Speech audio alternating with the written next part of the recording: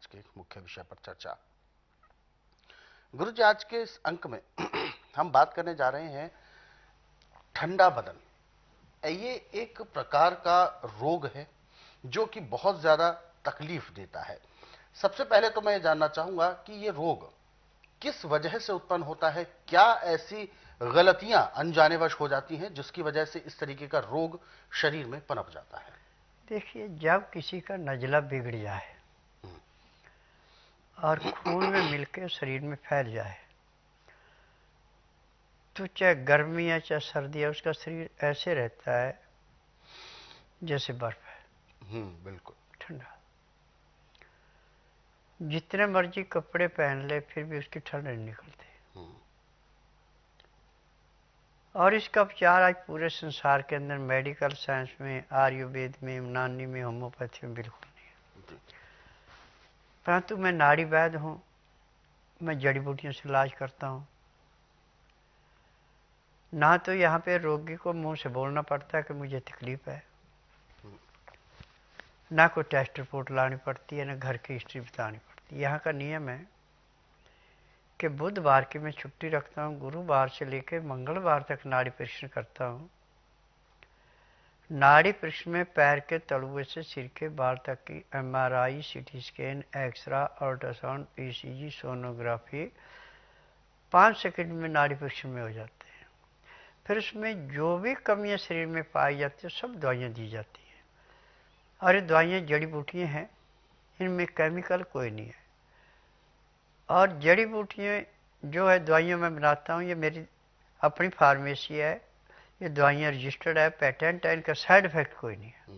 और यहाँ गारंटी से इलाज है हर एक रोग का। अब जिसका शरीर ठंडा रहता है, कम कभी रहती है, उसको चाहिए कि तिलों का तेल ले लें आप 1 किलो, और आधा किलो उसके अंदर सौंठ कूट के मिला दें। अब इसको खौंचे से हिलाते जाएं और इसको कम से कम 4 घंटे तक अग्नि के ऊपर रखें चाहे गैस के ऊपर रखें, हिलाते जाएं। आप 1 किलो तेल का आपके पास रह जाएगा 500 ग्राम, बाकी जल जाएगा। अब ये तेल जब आपका 15 से 18 डिग्री गर्म रह जाए तो इसको छान लें, और पतले कपड़े से छानना। जो आपने सौंठ इसके अंदर डाली थी उसका रंग थोड़ा काला पड़ गया। कपड़े में से अब उसको अच्छी तरह से निचोड़ लें, उसमें एक भी बूंद नहीं रहनी चाहिए। अब इस तेल के अंदर आप 10 ग्राम देसी कपूर मिला दें, और जो आपके पास बियर की बोतल होती है लाल रंग की, इसके अंदर उस तेल को डाल के और धूप में रखें। अब जितनी का आपको तेल की जरूरत है उतना तेल मालिश के लिए ले लें, बाकी धूप में रहने दें। परंतु इसको सिर पर लगाना है, ध्यान रखना। गर्दन से नीचे नीचे सब जगह इसकी मालिश करनी है।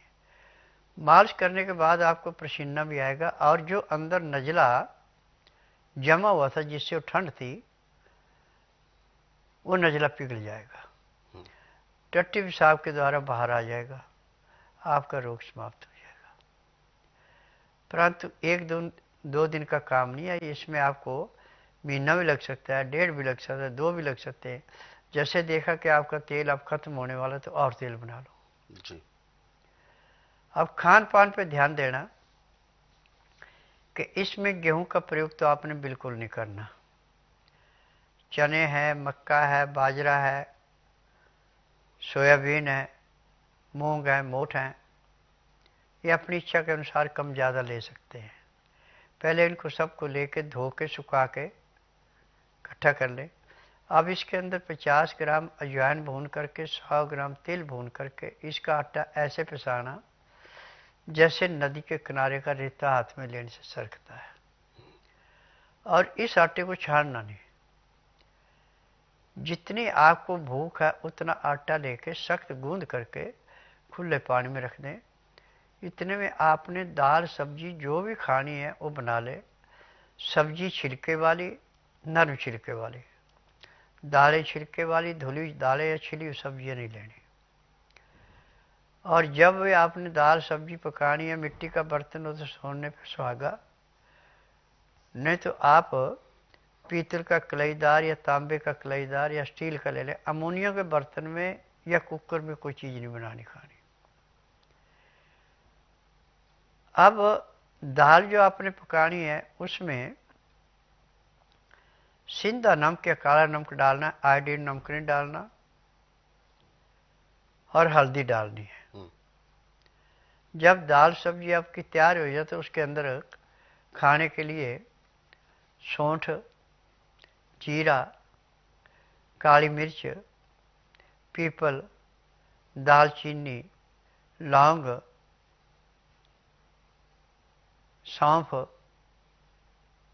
ये 7 चीज़ें कूट के पीस के पाउडर बना के पहले ही किसी शीशे की डिबिया में रखना, या शीशे का कोई भी छोटी मोटी शीशी हो उसके अंदर रख लेना। प्लास्टिक में रखना, वैसे इतना ध्यान रखना। जब खाना खाने लगें तो उसमें से चुटकी भर उसमें डाल देना, और 2 गिलास पानी को उबाल के शीशे के गिलासों में पानी को डाल दें। उसमें लहसुन, प्याज, अदरक बारीक पीस के उसका रस निकाल लें। 1-1 चम्मच दोनों गिलासों में डाल के ढक के रख दें। जब 15 से 18 डिग्री गर्म रहे तब रस निकालना, तभी डालना। ये नहीं कि रस निकाल कर रख लिया, हवा लगी तो उसका कोई फायदा नहीं। और गिलासों पे फिर ढक्कन लगा देना। अब जब आपकी दाल सब्जी तैयार होगी तो उस आटे को निकाल के, जो सख्त गूंदा था वो बिल्कुल मुलायम हो गया। अब इसकी जो आप रोटी बनाएंगे वो बाजरे की रोटी के समान बनेगी, गेहूं की रोटी से मोटी और मक्की की रोटी से पतली। जब रोटी अच्छी तरह सिक जाए तो उसको थाली में डाल दें। फिर उसके ऊपर से दाल सब्जी जो भी आपने बनाई उसको डाल दें, और ऊपर से थोड़ा सा मसाला और जो लहसुन प्याज अदरक का कचरा बचा तो उसको मिला दें। 10 मिनट उसको रचने दें। उसके बाद उसको मसल के जैसे सूप पीते ऐसे पीने वाली हो जाए तो सोने पे सुहागा, नहीं तो ग्राइयाँ भी खा सकते हैं। खाना खाने में और 2 गिलास पानी पीने में पूरा आपने 1 घंटा लगाना। उसका नियम है कि 2-4 गिराय खाना खाया, फिर 2 घुट पानी पिया, फिर 2-4 गिराय खाना खाया, 2 घुट पानी पिया। और खाना भी अच्छी तरह चबा के खाना है। ये नहीं कि 2 बार चबाया और टुकड़े सटक लिए अंदर। दांतों का काम आंतों से नहीं लेना, इतना ध्यान रखना। जब आप खा पी लें तो दांतन कूड़ा करके 5 मिनट के लिए वज्रासन बैठ जाएं। 5 मिनट के बाद उठ करके आप कम से कम 20 से 25 मिनट थोड़ी सी सैर कर लें। फिर आधे घंटे के लिए आप सब आसन लेट जाएं। आधे घंटे बाद 5 मिनट के लिए बाईं साइड करवट लें, 3 मिनट के लिए दाईं साइड करवट लें। फिर सब आसन लेट के बाईं साइड को करवट लेके आप उठे। आपके शरीर में इतनी चुस्ती आएगी जैसे आप 8 घंटे की निंद्रा पूरी करके उठे हैं, और जो आपके शरीर में ठंड थी उसका नामो निशान नहीं रहा। परंतु ये जो तेल आपका नहाने का लगाने का है, ये नहाने के बाद लगाना सुबह, और कम से कम 1 घंटा मालिश होनी है। 1 घंटे में 30 से 35 ग्राम तेल शरीर में रच जाता है। और रात को सोने से 1 घंटा पहले मालिश करनी है। रात का खाना दिन नाश्ता होने से घंटा 1.5 घंटा पहले खा ले। फिर उसके बाद 5 मिनट वज्रासन बैठ के कम से कम आधे से पौना घंटा आप सैर कर लें। फिर उसके बाद आप तेल की मालिश भी करते रहें। परिवार में अड़ पड़ोस में बातचीत करनी वो करे, या धार्मिक सीरियल देखे, या धार्मिक किताबें पढ़े, वो आपकी इच्छा है। ठीक 9 से 10 के अंदर सो जाना। सुबह 4 बजे आपके पेट में ऐसे अलार्म लगेगा जैसे घड़ी में लगता है। यदि आप अलार्म लगते उठ गए तब तो पेट आपका एक ही प्रेशर में साफ हो जाएगा। यदि आलस किया तो कपड़े भी खराब, इतना प्रेशर इसका बनता है।